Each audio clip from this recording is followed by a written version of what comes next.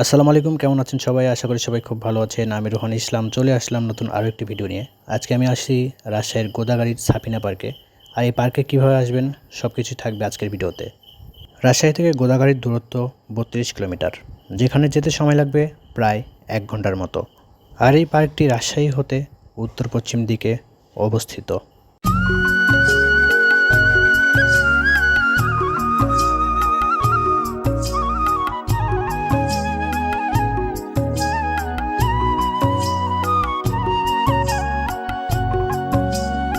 আর এই বাংলাদেশের সবুজে শ্যামল প্রকৃতি দেখে যে কেউ যে কোনো সময় প্রেমে পড়ে যাবে।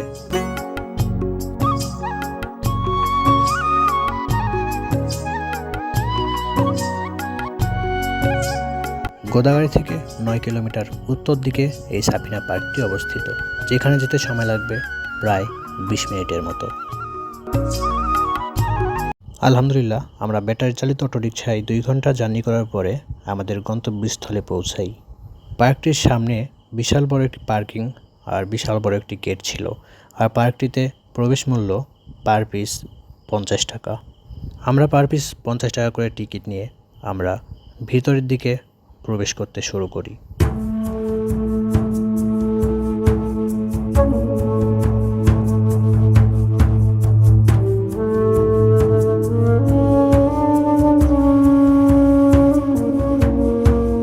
আমরা পার্কটিতে প্রবেশ করার পর কিছুক্ষণ হাঁটার পরে আমরা দেখি প্রায় 6 কোটি বছর আগে বিলুপ্ত হওয়া প্রাণী ডাইনোসর এই পার্কটিতে ডিসপ্লে করা আছে, যেটা মানুষের তৈরি।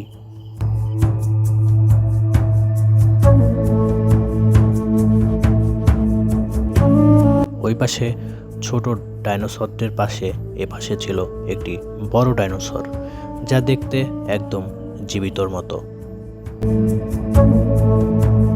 আমরা সেখান থেকে আরও ভিতরের দিকে যাই। আর আমার সামনে যে গাড়িটি দেখতে পাচ্ছেন, এই গাড়িটি এই পার্কের।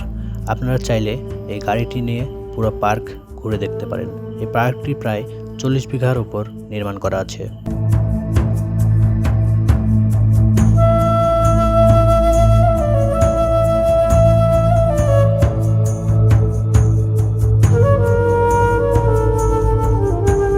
শুনলাম সামনে একটি পাহাড় আছে এবং সেই পাহাড় থেকে এই পুরো পার্কের ভিউটা খুব সুন্দরভাবে দেখা যায় এবং আমরা সেই পাহাড়ে এখন যাব। এই পাহাড়ে ওঠারও টিকিট আছে। এই পাহাড়ে উঠতে পার পিস 30 টাকা করে লাগে। অবশেষে আমরা পাহাড়ে উঠে পড়লাম।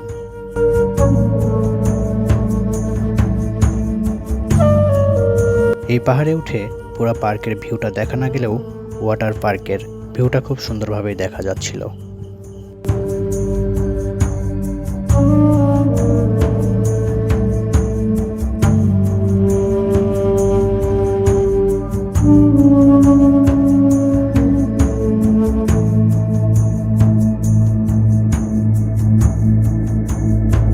আমরা পাহাড়ের আরও সামনের দিকে যাই এবং এই পাশে আরও একটি ডাইনোসর দেখতে পাই এবং পাহাড়ের চারিপাশে ছিল স্পিডবোট যাওয়ার জলপথ।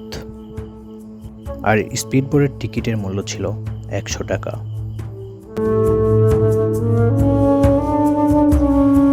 আমরা পাহাড় থেকে নেমে আসি এবং সামনে মানুষদের বসে থাকার জন্য সুন্দর জায়গা ছিল।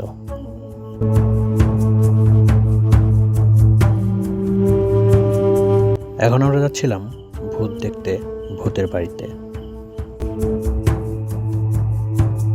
ভূতের বাড়িতে ঢোকার জন্য টিকিট মূল্য ছিল 50 টাকা। আর এখানে ভিডিও নিষেধ।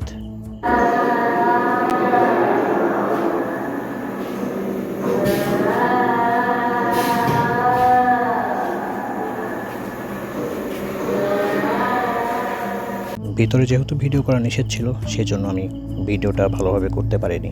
আর যতটুকু করেছি অন্ধকারের জন্য দেখা যাচ্ছিল না। আর ভূতের বাড়িটা আমার কাছে ভালো লেগেছে। এইদিকে ছিল বাচ্চাদের বিনোদনের জন্য বিভিন্ন ধরনের রাইড এবং পিকনিক স্পট।